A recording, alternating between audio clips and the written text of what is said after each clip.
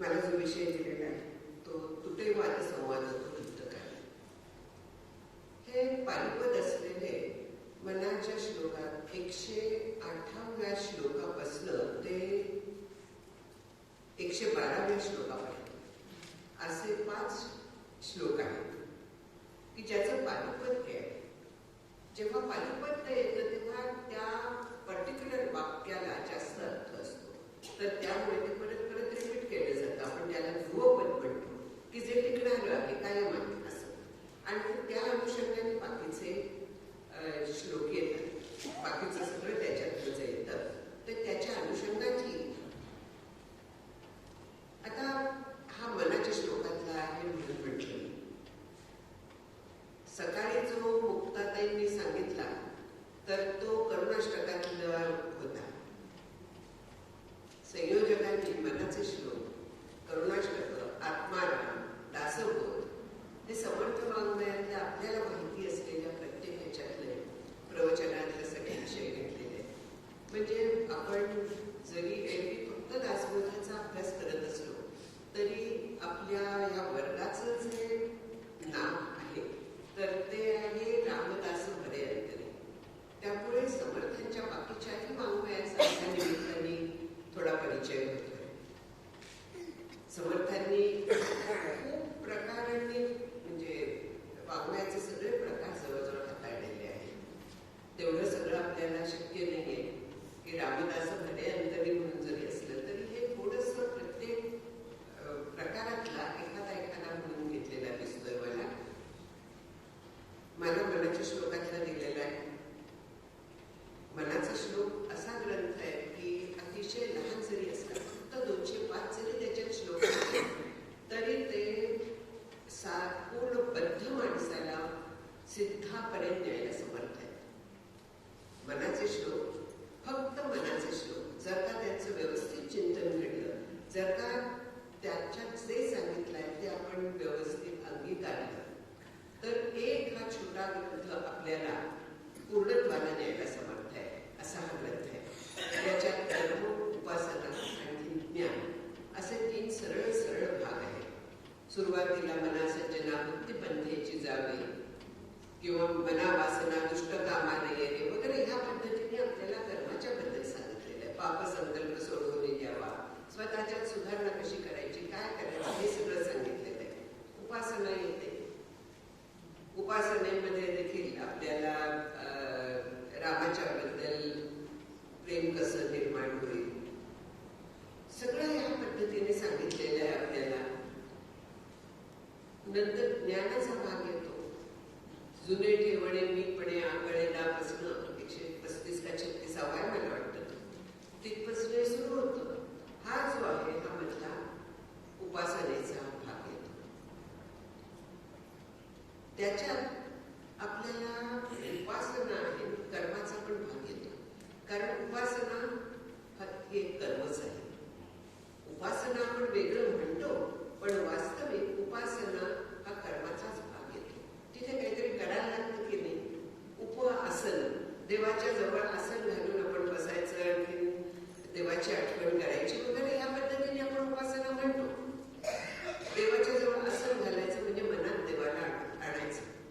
मगाशी जे भावाचं सांगितलं त्या पद्धतीने. खरं सांगायचं तर माझ्या विषयावरती दोघींनीही अतिक्रमण केले. सकाळी सुरुवातीला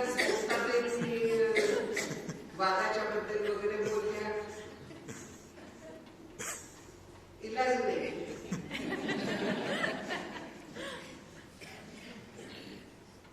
तेव्हा हा जो विषय आहे हा उपासनेत जर येत असला, आता विचार केला तर तुटे वाद संवाद तो हित काय. इथे कर्म आहे, आपल्याला कसं वागायचं ते आहे आणि उपासना देखील आहे. केवळ ह्या एका वाक्यातच तेवढं येतं. वाद म्हणजे काय आणि संवाद म्हणजे काय, तो हितकारी कसा आहे, थोडासा आपल्याला सगळ्याचा विचार करायला हवा. एवढे 5 श्लोक आपल्याला पूर्ण बघणं अशक्य आहे. आपण थोडासा त्याचा आढावा घेऊया. एक ह्या ओळीचा अर्थ जास्त जरा स्पष्ट करू. तर हा वाद शब्द जो आहे, संवाद शब्द आहे, तो वद धातूवर्ण म्हणजे बोलणे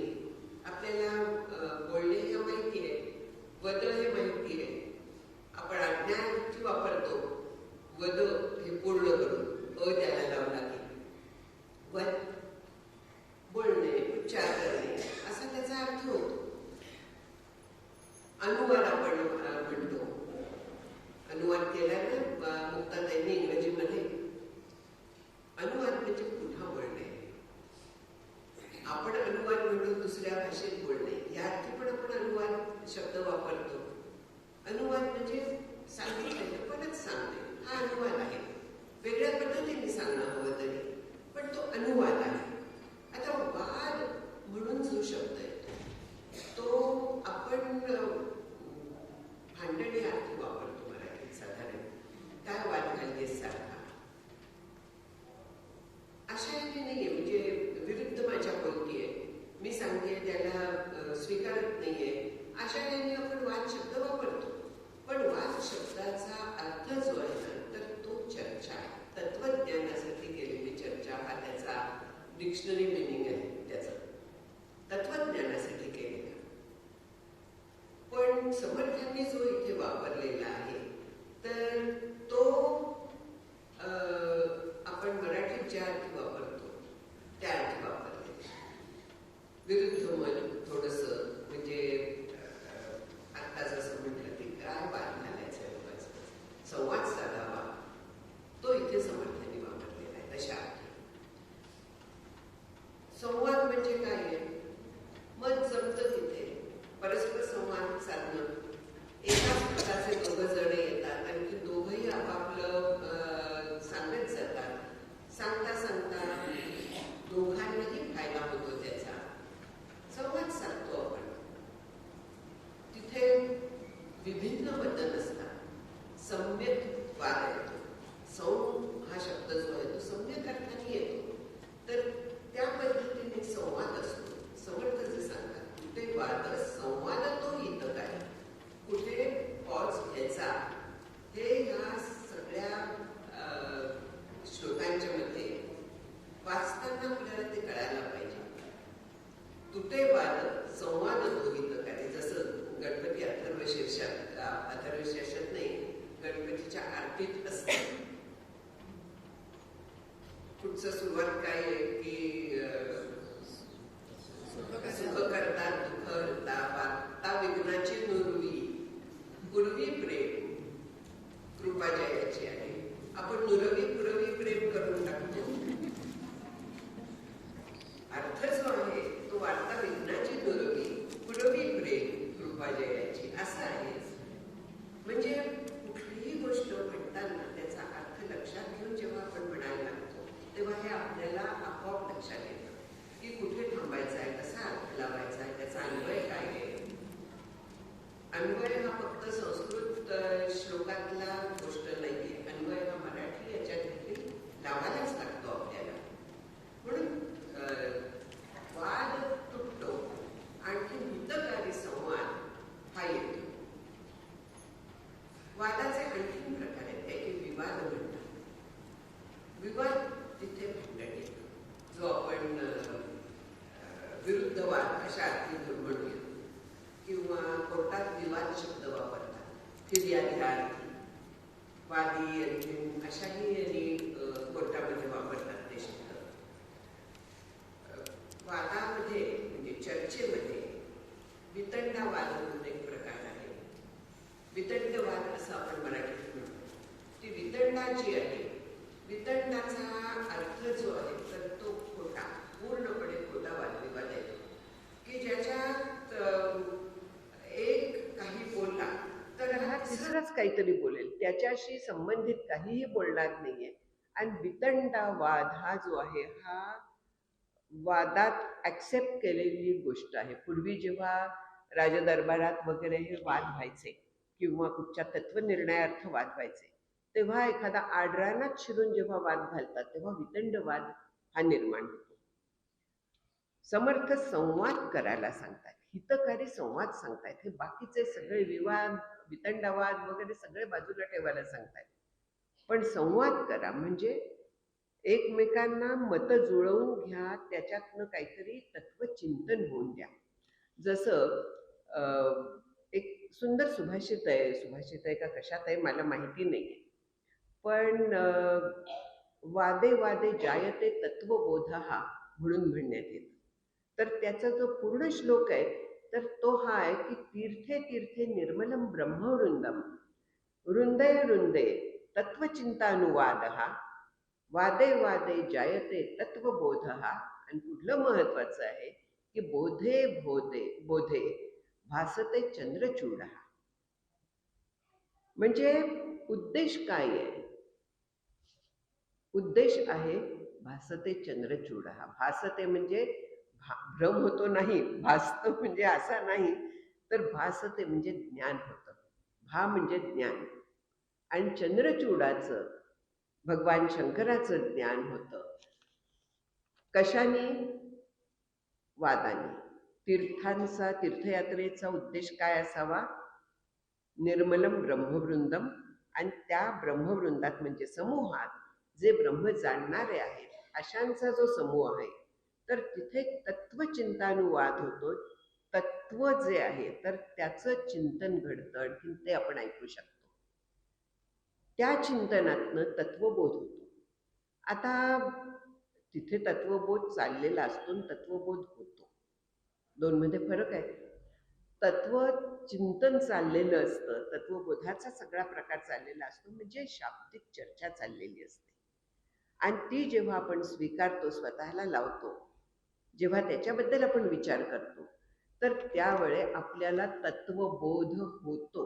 म्हणजे हा जो तत्वबोध आहे, हा तत्वबोध अनुभवात्मक आहे. तत्वबोध होतो हा केवळ शाब्दिक स्तरावरती राहत नाही. ब्रह्मवृंदात जो तत्वचिंतानुवाद होतो तिथे आपल्याला शाब्दिक स्तरावरती बोध होतो. पण त्या वादातनं जायते तत्वबोध हा म्हटलेला आहे.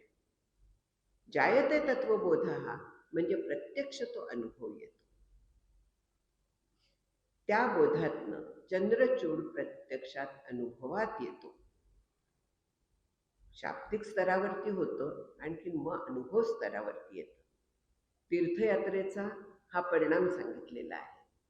आपण तीर्थयात्रा करतो ती थोडीशी काय म्हणूया पारमार्थिक टुरिझम, डॉक्टर काकांचा शब्द आहे.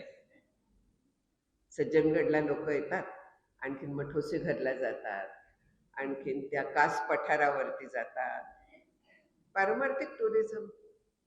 किंवा आलोच तिकडे, चला सज्जनगडला जाऊन, या पद्धतीने जातात.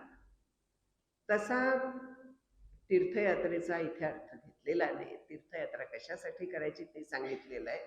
आणखीन ह्या वादातनं शेवटी चंद्रचूडाची भासते त्याचा प्रत्यक्ष अनुभव यायला पाहिजे. आणि म्हणून समर्थ इथे सांगतायत की तुटे वाद संवाद तो हितकारी. या संवादापर्यंत पोचायचं आहे आपल्याला. त्यासाठी काय आहे? सदा सर्वदा सज्जनाचे नियोगे क्रिया पालटे भक्ती भावार्थ लागे. क्रियेविण वाचाळता ते निवाडी तुटे वाद संवाद तो हितकारी. पहिलाच जो आहे तो या पद्धतीने आहे. इथे आपल्याला क्रिया पालटे भक्ती भावार्थ लागे. क्रिया मागे पडते, आणखीन क्रियेचं रूपांतर भक्ती भाव म्हणजे उपासनेत होतं. क्रिया म्हणजे कर्माचं रूपांतर. इथे पुन्हा येतं तर ते कर्म कसं करावं की ज्याच्यामुळे आपला त्या भक्तीपर्यंत आपण पोचू शकू. भक्तिभावार्थ आपल्याला जागृत होईल. तर अशी क्रिया कशी करायची? सुरुवातीच्या श्लोकात सांगितलेलं आहे तशी क्रिया करायची. त्याच्याशिवाय काय आहे? केवळ चित्त शुद्ध म्हणजे काय म्हणूया, मना पापसंकल्प सोडू न द्यावा. पण असा सुटतो का? कठीण असतं. जे संस्कार अंतःकरणावरती जन्मोजन्मींचे आहेत, जे आपण प्रारब्ध बरोबर घेऊन आलोय, त्यानुसार मनात संकल्प उठणार आहे. तेव्हा संकल्प सोडण्यासाठी आधी शुद्ध व्हायला लागतं मन. ते कर्माने शुद्ध होतं. कुठलं कर्म? वाटेल ते कर्म नाही, तर जे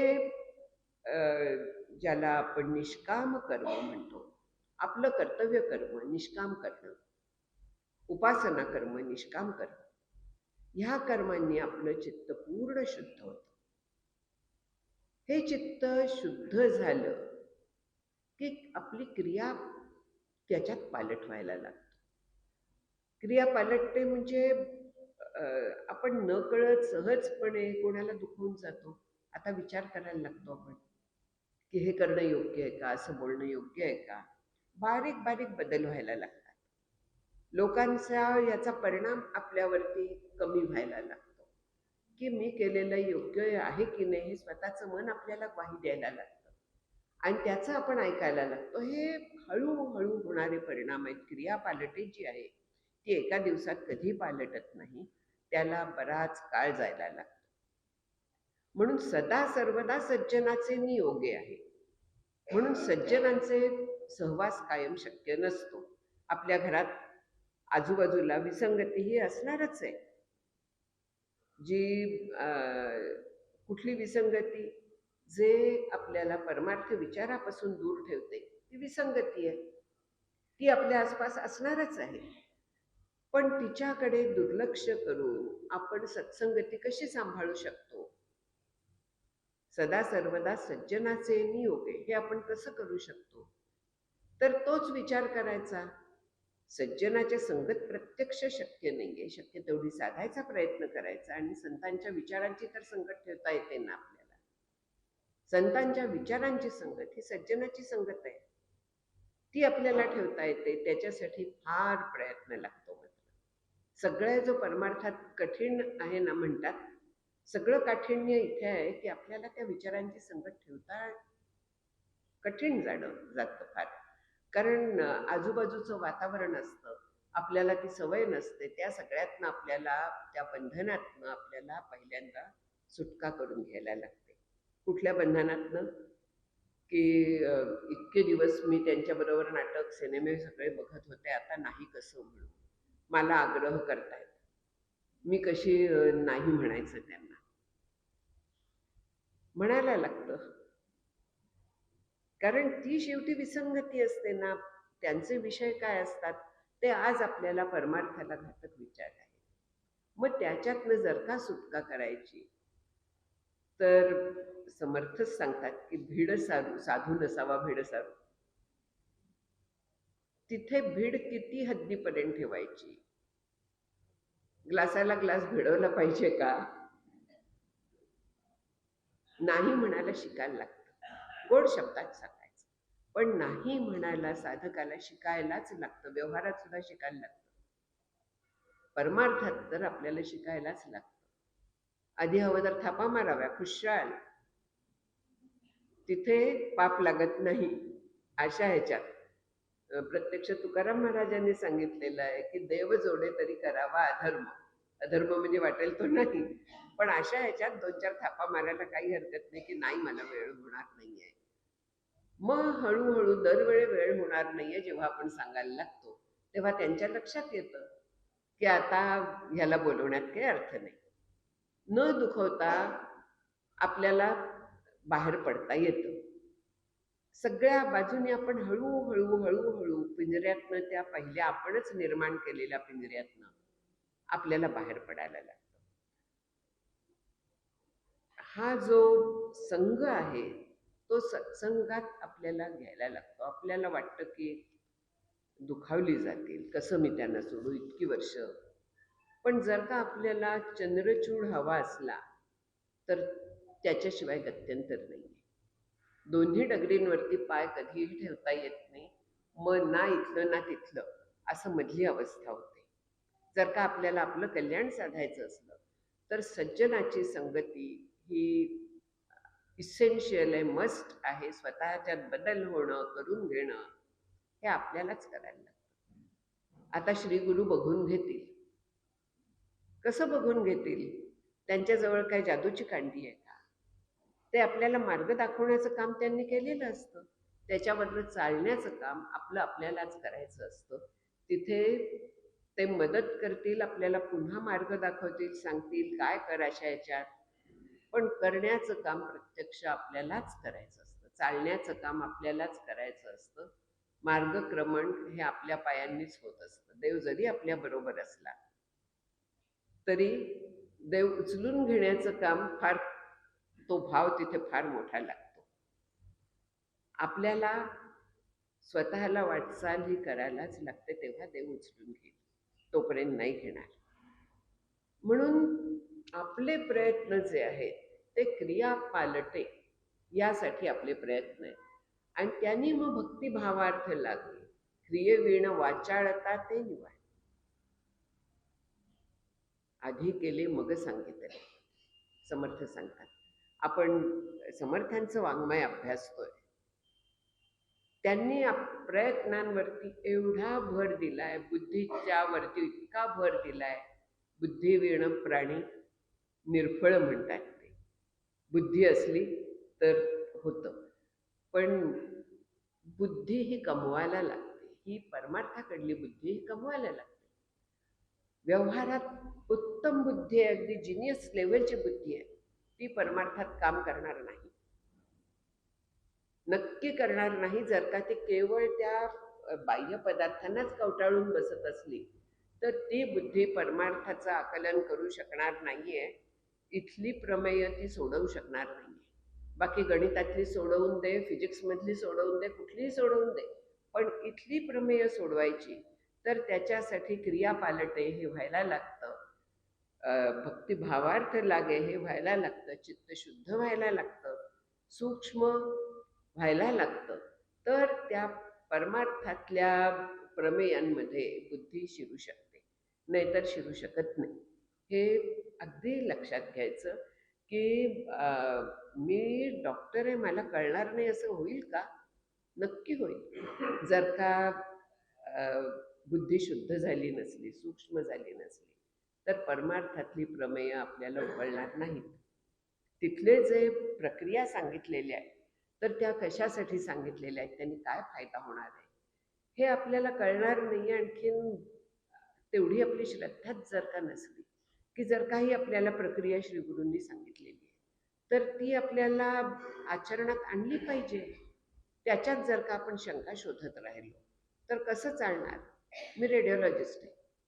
पेशंट माझ्याकडे समजा आला, आणखीन हे तुमचं मशीन जे मोठंच्या मोठं दिसत आहे, ह्याच्यातनं नक्की एक्सरेच बाहेर येतात ना, का नुसता लाईट येतो? बरं, एक्सरे आहेत, ही तुमची जी फिल्म आहे तर त्याच्यावरती तुम्ही जे दाखवत आहे ही माझी म्हणून, ही माझीच कशावरनं, दुसऱ्या कोणाची कशावरनं नाही. तुम्ही जर सांगताय की असं असं इथे आहे, कशावरनं? प्रत्येक बाबतीत जर का हे प्रश्न विचारत बसला, आणखीन ते फिल्म नेऊन त्याच्या डॉक्टरांना दाखवली नाही, डायग्नोसिस सांगितलं नाही, काय उपयोग आहे सिस्टीमचा त्या? म्हणजे तिथे श्रद्धा तिथपासून लागते की हो, हे मशीन माझा एक्सरे काढून देणार आहे, हो या डॉक्टरने ते जे वाचलेलं आहे ते बरोबर असणार आहे, माझे डॉक्टर जे औषध देतील त्यांनी मला उपयोग होणार आहे. प्रत्येक बाबतीत श्रद्धेचं काम आहे. जीवनात पावलोपावली श्रद्धा काम करते, आपल्या लक्षात येत नाही. आपण सगळ्याला प्रश्न विचारतो, प्रत्येकाच्या बाबतीत शंका उपस्थित करतो, ते परमार्थाच्या बाबतीत. कारण परमार्थ हा इसेन्शियल आहे हे आपल्याला लक्षात येत नाही. परमार्थाच्या मागचं तत्वज्ञान आपल्याला माहीत नसतं. त्यांनी आपल्याला किती फायदा होणार आहे हे माहीत नसतं. डॉक्टर आपल्याला बरं करणारे, आरोग्य देणारे म्हणून त्याच्यावरती आपली श्रद्धा असते, पण संत आपल्याला आनंदरूप करणार आहे ह्याच्यावरती आपली श्रद्धा नसते. संतांनी सांगितलेल्या मार्गाने जर का गेलं, सांगितलेलं आहे ना की मनोमार्ग गती आकळावा श्रीपती येणे पंथे, पण तिथे संतांच्या संगती आहे. संतांची संगती मनोमार्ग गती आकळावा श्रीपती येणे पंथे. संतांच्या संगतीने हे होतं. संतांची संगत म्हणजे त्यांच्या विचारांची संगत, आणि विचारांची संगत म्हणजे ते विचार आपण अंगीकारणं, आपल्या आचरणात उतरवणं. तेव्हा ते विचार आपले होतात आणि तुटे वाद तिथे येतो. तिथे आपला वाद जो असतो तर तो ह्या संशयात असतो. संशय उठायला पाहिजेत. श्रद्धा असणं म्हणजे संशय नसणं असं नाही, पण ते संशय जे आहेत तर ते मला काय कळलंय ह्याच्याबद्दल पाहिजे, मला हे समजावून घेणं याच्याबद्दल आहे. सिस्टीमबद्दल संशय नकोत. जसं त्या एक्सरे मशीनबद्दल संशय नकोत म्हटलं, तर ही प्रक्रिया कशावरनं बरोबर सांगितली उपनिषदाला? संतांनी त्याचं इंटरप्रिटेशन केलंय ते कशावरनं बरोबर आहे? तिथे श्रद्धा लागते. ते मशीनसारखं आहे. ती सिस्टीम बसवून दिलेली आहे, ती पूर्णपणे आंधळेपणाने स्वीकारली. इथं येताना ही ट्रेन कशावरनं मला कोल्हापूरला नेणार आहे, कशावरनं ती पुण्यावरनं सोलापूरकडे जाणार नाही. आपण विचार तरी असा करतो का? तिथे आपली श्रद्धा असते. इथे आपला सगळा वाद जो उठतो तर तो इथे येतो की कशावरनं संतांनी सांगितलेला मार्ग बरोबर आहे, कशावरनं तिला असं साधन सांगितलंय, मला हे सांगितलंय, मला का नाही ते सांगितलं? म्हणजे ती लाडकी आहे. आलं? सगळे हे वाद असे उद्भवतात. आणखीन संतांच्या संगतीत तिथे आपल्याला पूर्ण परिपूर्ण श्रद्धा ठेवून आपल्याला जायला लागतं की जे मला सांगितलेलं आहे ते माझ्या हिताचं आहे, जे संत त्यांच्या वाङ्मयात सांगतायत ते माझ्या हिताचं आहे, ते मला फॉलो करायचं आहे. हे सगळे जे ग्रंथ आहेत, आता दासबोध काय, मनाचे श्लोक काय, आपली स्वतःची उन्नती कशी करावी हे या ग्रंथाने इतकं चांगलं कुठेही सांगितलेलं नाही. जे दासबोधात देखील मूर्ख लक्षणं, कुविद्या लक्षणं, सुविद्या लक्षणं किंवा सद्विद्या निरूपण, हे असे जे सगळे समास आहेत, तर तिथे चांगलं काय आणि वाईट काय याचा इतका स्पष्ट निवाडा आहे, पूर्णपणे विच्छेदन केलेलं आहे म्हणूया आपण. बारीक सूक्ष्म विवरण करून आपल्याला सांगितलेलं आहे. आणि ते कशासाठी सांगितलेलं आहे? समर्थांना हे दाखवायचं नाही की मला किती येतं किंवा मी किती जनांच्या याचा अभ्यास केलेला आहे. इथे ते आपल्याला आपलं आरसा दाखवता येते आणि तो आरसा पाहायचा आणि आपल्याला जे योग्य आहे ते आपण त्याच्यातनं निवडायचं, स्वतःची परीक्षा करायची तिथे आणि त्याच्यातनं स्वतःमध्ये सुधारणा करून घ्यायची. सदा सर्वदा सज्जनाचे नियोगे क्रिया पालटे भक्ती भावार्थ लागे, हे जे आहे ते स्वतः त्याबद्दल विचार केल्याशिवाय आणि त्यांनी सांगितलेली लक्षणं अंगीकारल्याशिवाय कधीही होणार नाहीये. तेव्हा वाद संपणार आहे. कुठे वाद आहे तेव्हा होणार आहे, तोपर्यंत होणार नाहीये. आपण श्री गुरूंना प्रश्न जे जरूर विचारायचे आहेत ते मला जे कळत नाही त्याच्याबद्दल विचारायचं आहे. आणि हे कळत नाही हे केव्हा कळतं? जेव्हा आपण अभ्यासाला लागतो तेव्हा.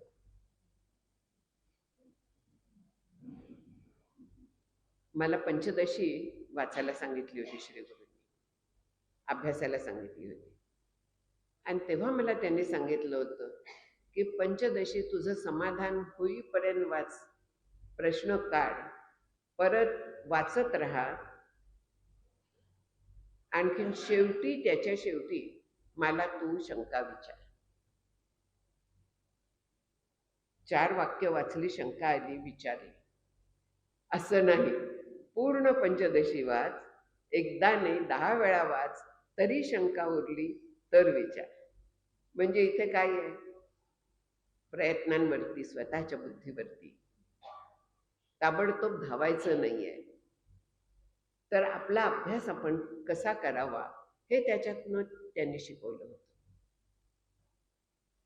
शिकवायचीच पद्धत आहे नाही की विचार कर, विचारांती पुढलं वाच, एकच वाक्य घेऊन त्याच्याबद्दल शंका नाही. ज्याला आपण एक विशिष्ट शब्द आहे की एकच वाक्य घ्यायचं अर्धवट आणि त्याच्यावरती संदर्भ न बघता शंका उपस्थित करायच्या. एकदेशी असं एक त्याला शब्द आहे की पूर्ण नाही, पूर्ण ग्रंथ पाहिल्या विण उगाच ठेवी जो दूषण, तो श्रोता नव्हे पाषाण मनुष्य वेश, समर्थ सांगतात. तेव्हा कुठलीही गोष्ट पूर्ण समजावून घ्यायचा आपण प्रयत्न करायचा. त्याच्यानंतर ज्या शंका आहेत ती जेन्युइन शंका असतात की मला हे कळलं नाही, हे सांगायला जायचं नाही की मी एवढं एवढं वाचलेलं आहे,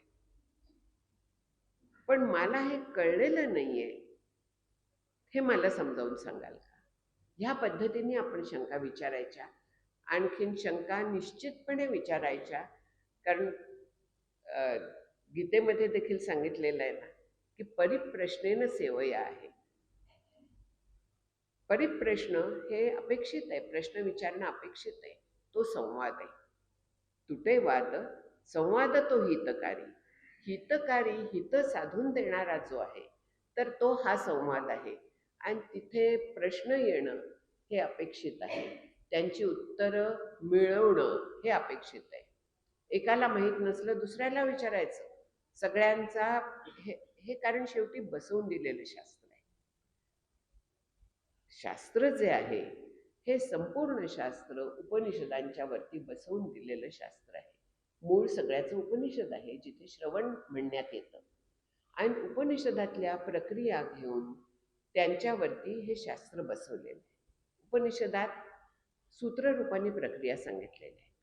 शास्त्रग्रंथ पाहायला गेलं आपण तर त्या प्रक्रिया डेव्हलप केलेल्या आहेत. त्या आपल्याला कळतील, आपल्याला त्या वापरता येतील अशा पद्धतीने शास्त्रग्रंथात सांगितलेल्या आहे. बरेच जण परमार्थ विज्ञानासारखे ग्रंथ वाचतात. परमार्थ विज्ञान हा पंचदशी, विचारसागर वगैरे हे जे ग्रंथ आहेत, उपनिषद जी आहेत, ह्या सगळ्या ग्रंथांच्या वरनं त्या प्रक्रिया सोप्या भाषेत सांगितलेल्या आहेत. त्याच्या पंचदशीत तेच केलेलं आहे. उपनिषदातल्या प्रक्रिया त्यांच्या आधारावरतीच सोप्या भाषेत सांगितलेल्या आहेत. योग वासिष्ठ्यातलं म्हणा किंवा गीतेमधले काही काही श्लोक तसेच्या तसे त्याच्यात घेतलेले आहेत. का घेतलेले आहेत? सरळ आहे की ग्रंथकर्त्यांनी असं नाही म्हटलं की हे माझ्या मनचं आहे. हे ह्या सगळ्या ग्रंथांच्या आधारावरती आहे. आणखीन त्यांनी तुमचं कल्याण होणार आहे म्हणून वाचावं. संत तेच ग्रंथ आणखीन सोपे करून आपल्याला सांगत असतात. जे उपनिषदात सांगितलेलं आहे तेच ग्रंथ, तेच तत्वज्ञान संत आपल्याला अतिशय सोपे करून सांगतात. समर्थांनी सांगितलेलं आहे, उदाहरणार्थ ऐक ज्ञानाचे लक्षण. ज्ञान म्हणजे आत्मज्ञान. पहावे आपणासी आपण या नाव ज्ञान. शब्द सोपे आहेत, प्रक्रिया कुठची वापरायची, कशी वापरायची ते कठीण आहे. मग त्याच्यासाठी आपल्याला समजावून घ्यायला लागतं. पण हे उपनिषदातलेच शब्द आहेत. अणुरेणू या थोकडा तुका आकाशा एवढा उपनिषदाचं भाषांतर आहे.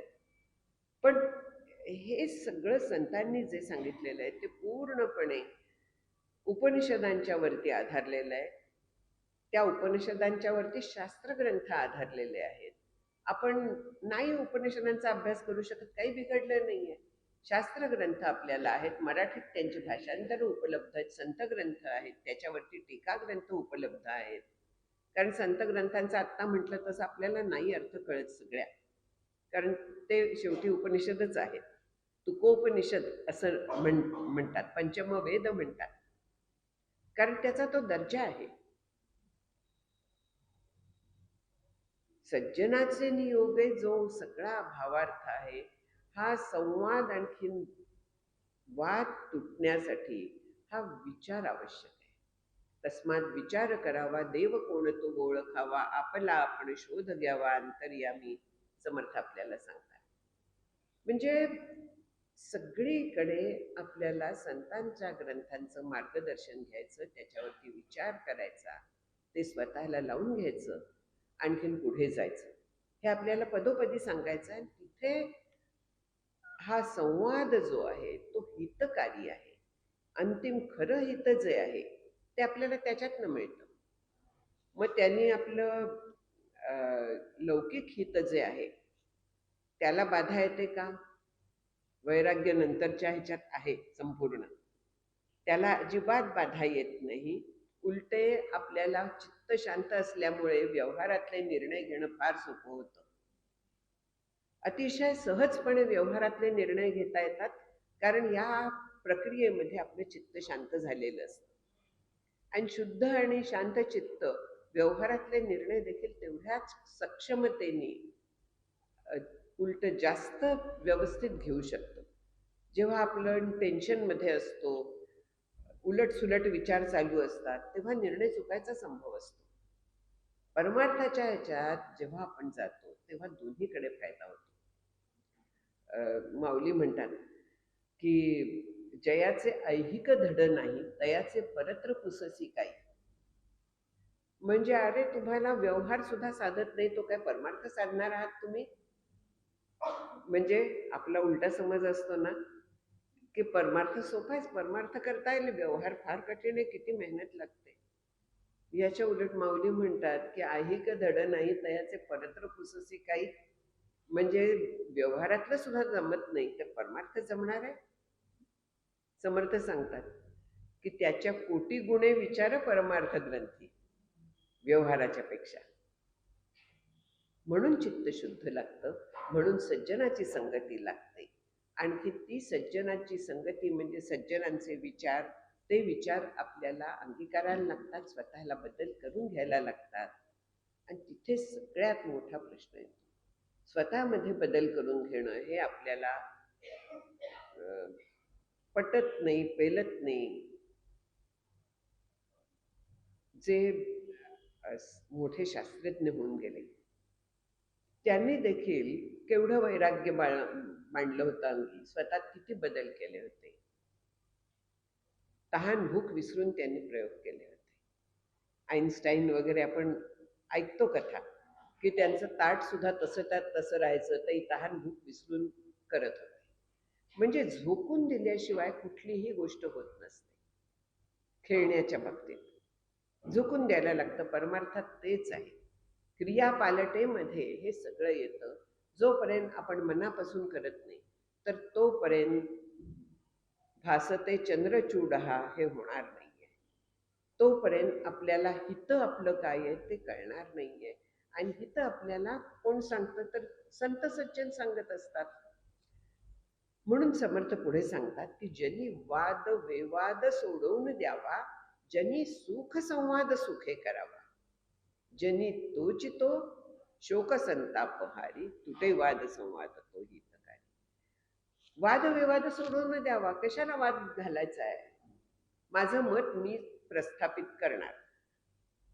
कोण योग्य प्रधानमंत्री आहे, कोण कसं चुकताय, मी माझं मत जोरात सांगणार.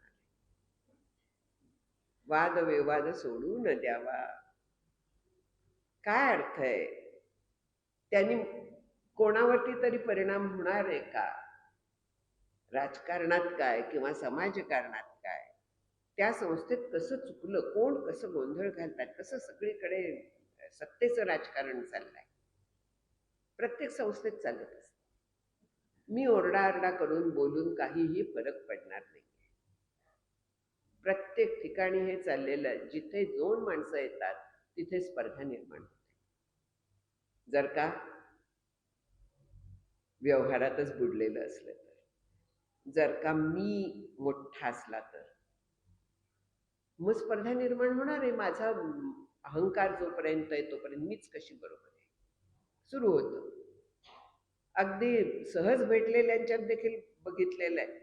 राजकारणावरती चर्चा, खेळावरती चर्चा, तो खेळाडू कसा चुकला, तो शॉट त्याने कसा चुकीचा मारला, याला एवढं सुद्धा येत नाही आणि तो कसा चुकीचा आहे हा सांगायला तयार असतो. ज्यांनी वाद विवाद सोडवून द्यावा, अजिबात ह्याच्या भानगडीत पडू नये. जर का दोघं तिघं चाललेलं असलं त्यांचं, आपण आपलं नामस्मरण सुरू ठेवावं, गप्प बसावं. फार तर हां बरोबर आहे तुमचं, त्याच्या पलीकडे आपण जाऊ नये. ज्यांनी वाद विवाद सोडून द्यावा. जो वेळ आहे तो आपण सार्थकीत लावावा.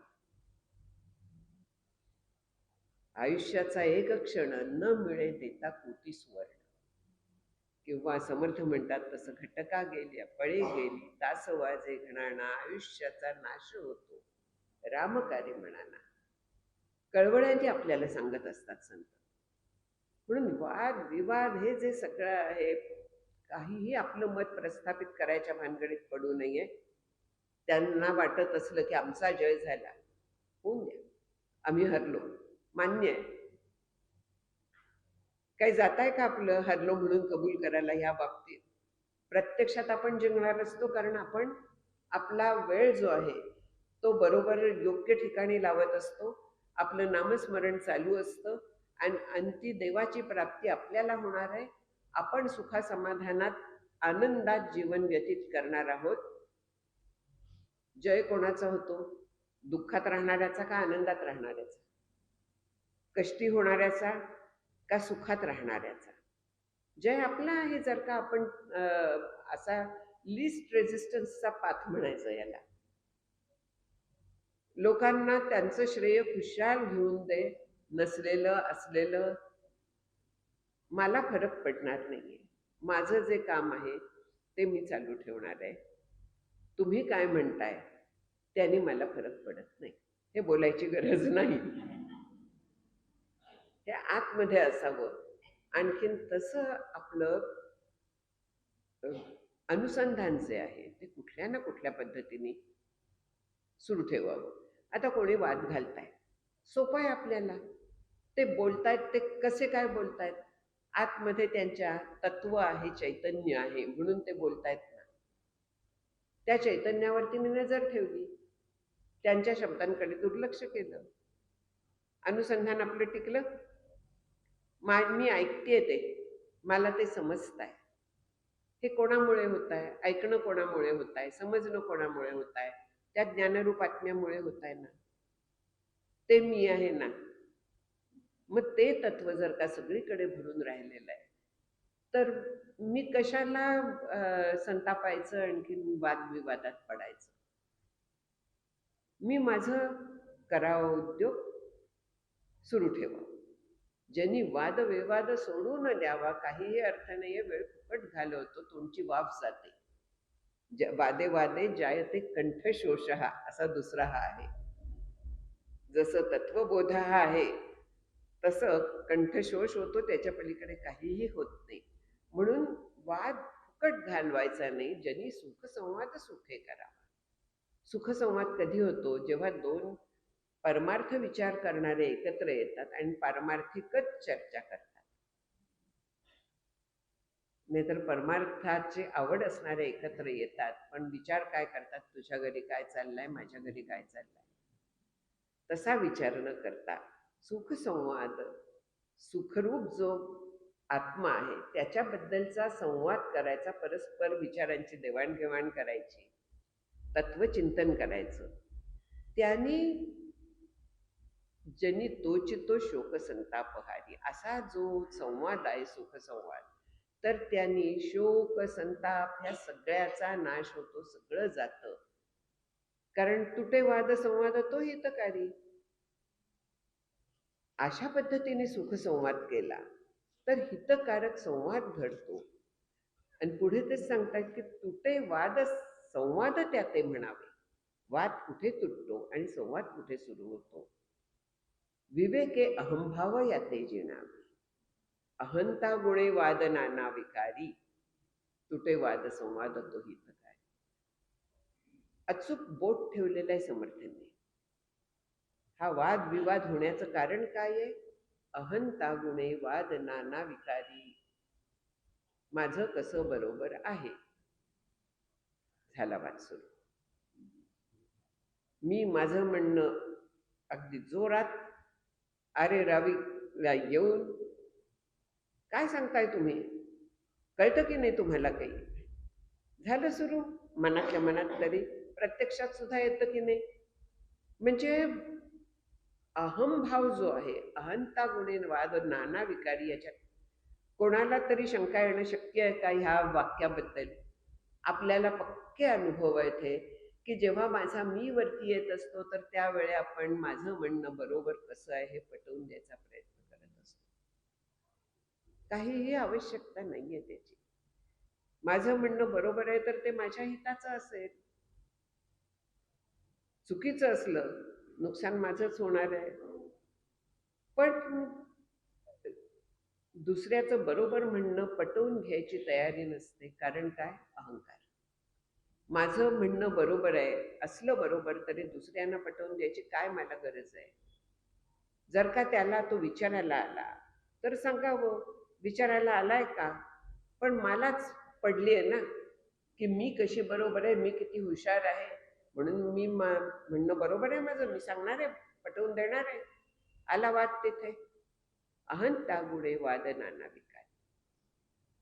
आणि विकार निर्माण होतात कारण त्या अहंतेच्यामुळे, त्या वादविवादाच्यामुळे आपला जसा अहंकार वाढतो तसाच आपला संताप पण वाढायला लागतो. क्रोध यायला लागतो. पटत तसं नाहीये. मी सांगते एवढं, अहंकाराला खतपाणी मिळतं. सगळ्या बाजूने आपला तोटा होतो. त्यावेळी एक्साइटमेंट येते की नाही? जेव्हा असा आपण वाद घालतो तेव्हा शांती आपली भंग पावते की नाही? मग अहित कोणाचं होतं? नाना विकार हे सगळे आपल्या अंतःकरणात उठतात.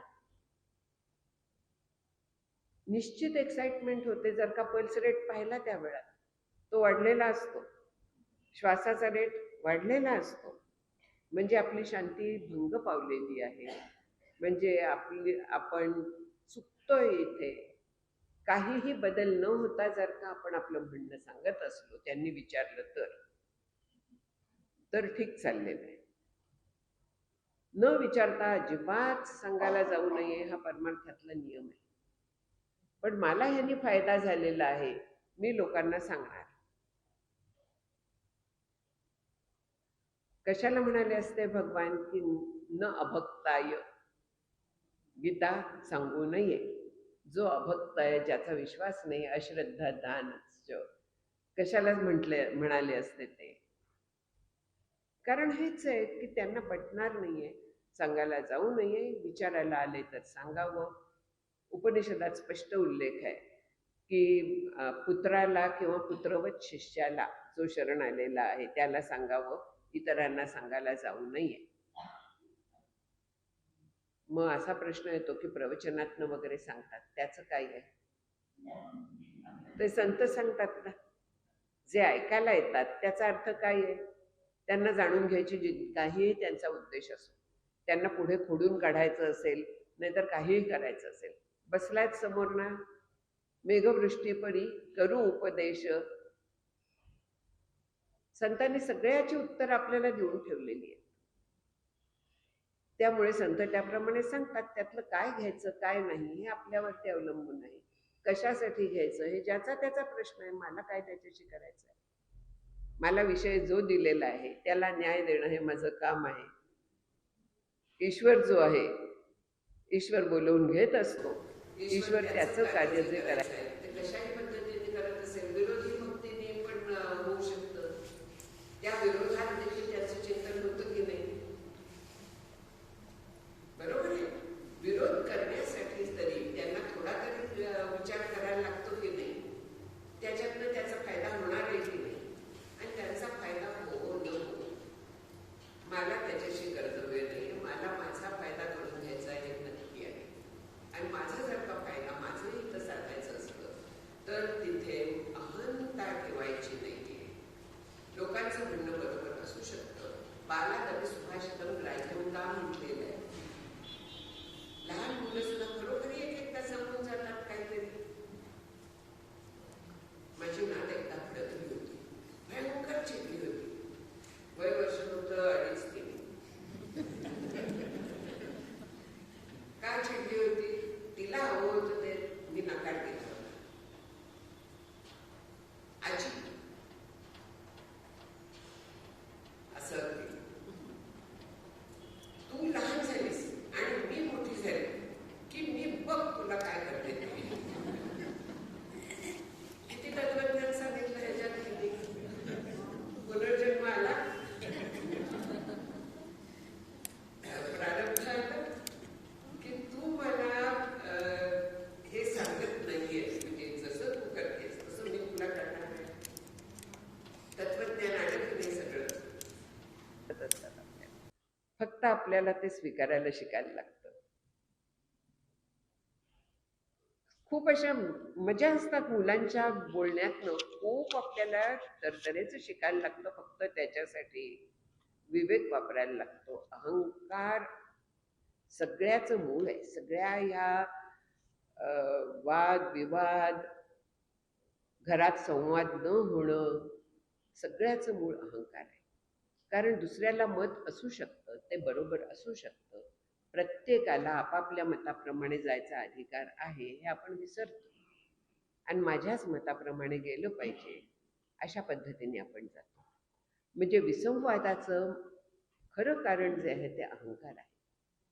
हा अहंता गुणे वाद नाना विकारी जे म्हटलेलं आहे समर्थांनी, तर ते फार फार फार महत्वाचं आहे. म्हणून हिताकारणे बोलणे सत्य आहे, हिताकारणे सर्व शोधून पाहे, हिताकारणे बंड पाषांड वारी, तुटे वाद संवाद तो हितकारी.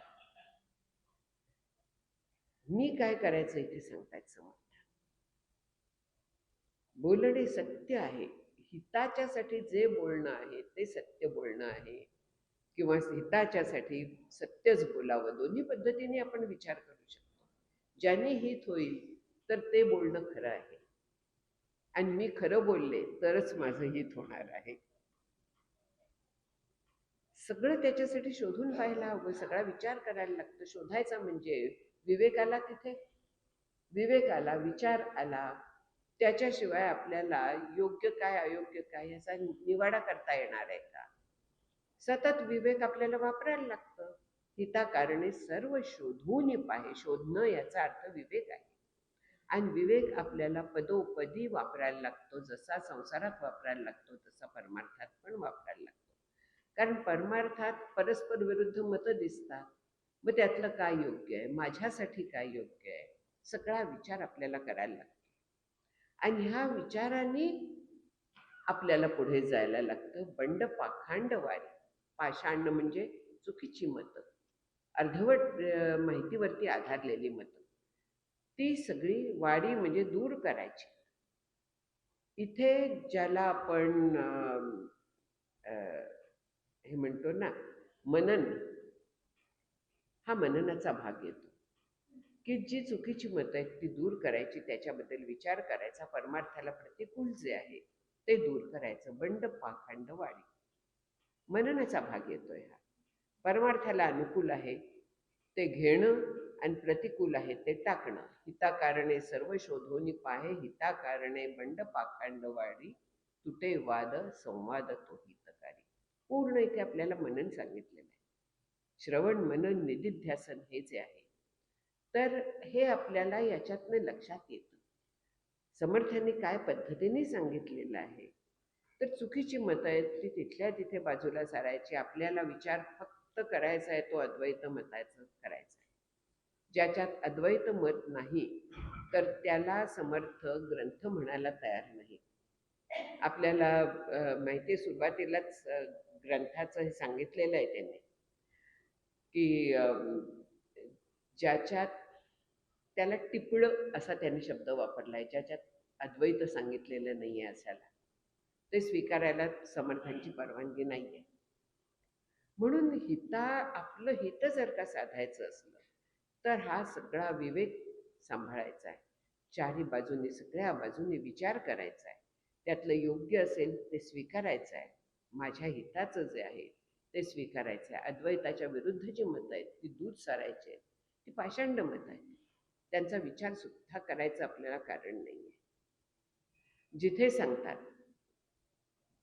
की एक जीव आहे, आणखीन एक परमात्मा आहे, म्हणजे द्वैत आलं तिथे बाजूला, बाकी सगळं बरोबर असेल, बाकी सगळं छान अगदी प्रेझेंट केलेलं असेल, भरपूर वैभव संपन्न असेल, तरी दूर सारायचं आहे.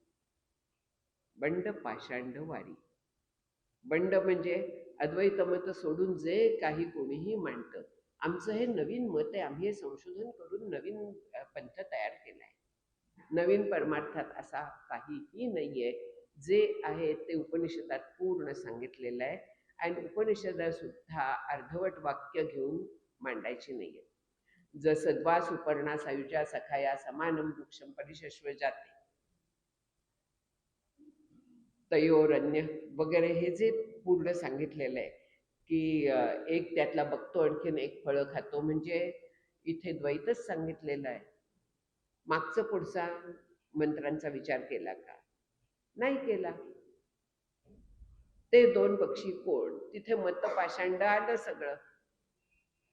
दोन्ही ते खरे आहेत, चुकीचं मत आलं. सगळ्याचा सर्वांगीण विचार करून अद्वैत तिथे कसं आहे हा विचार सांगितलेला आहे. मग तो विचार घ्यायचा, आणखीन जे द्वैत सांगतायत, जे चुकीचे मार्ग सांगतायत ते सगळं दूर सारायचं. पंड पाषांड वारी, तुटे वाद संवाद तो हितकारी. जनी सांगता ऐकता जन्म गेला, परी वाद व्यवाद तैसाची ठेला. तुटे संशयो वाद हा दंभधारी, तुटे वाद संवाद तो हितकारी. आयुष्य जातात, किती जन्म जातात, परत जन्म येतो, परत तेच आपण करतो. बहुनाम जन्मना म्हणते ज्ञानवान माम प्रपद्यते, म्हणून आपण काय म्हणूया, आपल्या लिथार्जीला, आपल्या आळसाला आपण हे देतो, प्रमाण देतो. अनेक जन्मांच्या शेवटी मिळणार आहे. नाही मिळाले तर काय फरक आहे, घ्या जन्म, रडा. दुसरं काही आहे? दुसरं काही आहे का? पण त्याचबरोबर हे पण सांगितलंय ना की जो पावलं उचलतो तर तो ह्याच जन्मात पावतो. ज्यांनी सांगता ऐकता जन्म केला, परी वादविवाद तैसाची ठेला. वादविवाद करण्यात जन्म जातात, आयुष्य संपतं. आयुष्य खातो काळ, जातोय, आयुष्य जात आहे. आम्ही वादविवादातच रंगलेले आहोत. ती वामन पंडितांची प्रसिद्ध कथा माहिती आहे ना आपल्याला, ब्रह्मराक्षसाची. जयपत्र घेत वामन पंडित हिंडत होते. फक्त वाद होता, त्याच्या पलीकडे काय होतं तिथे. पण जेव्हा ब्रह्मराक्षसाचं बोलणं त्यांनी ऐकलं की ही फांदी वामन पंडितासाठी ठेवलेली आहे, म्हणजे केवळ वाद विवाद करतोय, म्हणजे पुढला जन्म ब्रह्मराक्षस. जनी हित पंडित सांडित गेले, तया कारणे ब्रह्मराक्षस झाले. तयाहून व्युत्पन्न तो कोण आहे, मना सर्व जाणीव सांडोनी राहे. समर्थांनी सांगितलेल्या मनाच्या श्लोकातच आहे की पांडित्य मिळालं, पण ज्यांनी हित पंडित सांडित गेले, आपल्या हिताचं काय त्याच्यातनं ते नाही मिळवलं, केवळ शब्द ज्ञान मिळवलं. तर इथे सांगितलंय की ज्यांनी सांगता ऐकता जन्म गेला, परी वाद विवाद तैसाची ठेला. आतमध्ये स्वतःला लावून घेतलं नाही, त्याप्रमाणे आचरण ठेवलं नाही, काय उपयोग आहे त्या शब्द पांडित्याचा. केवळ ब्रह्मराक्षसाचा जन्म येऊन शतकानुशतक त्याच्यात अडकून बसणार ना. उठे संशयो वाद हा दंभधारी. केवळ त्याने दंभ वाढणार आहे, मी किती थोर आहे, लोकांना दाखवतोय. मशाली घेऊन हिंडत असत दिवसा असे वादविवाद करणारे. आमच्या ज्ञानाचा प्रकाश मशाल लावून दिवसा हिंडायचे, दंभ येतो. म्हणून हा सगळा वादविवाद जो आहे तर तो दंभ निर्माण करणारा आहे. त्याच्यापेक्षा संवाद साधावा, परस्पर हित होईल कसं ते बघावं. आणखीन मतमतांतर ही सगळी सोडून द्यावी. जो हितकारक संवाद आहे तो साधून स्वतःचं कल्याण करून घ्यावं. त्याच्यासाठी सज्जनाचं जे मत आहे ते अंगीकारावं. बाकी विचार करू नये, लोकांचा विचार करू नये, भीड धरू नये. जे योग्य आहे ते जगात आपल्या हिताचं करत जावं. त्याच्यासाठी संवाद साधावा, संतांचं मत अंगीकारावं आणि आपलं कल्याण करून घ्यावं असं समर्थ आपल्याला सांगतायत. वेळ झालेली आपली.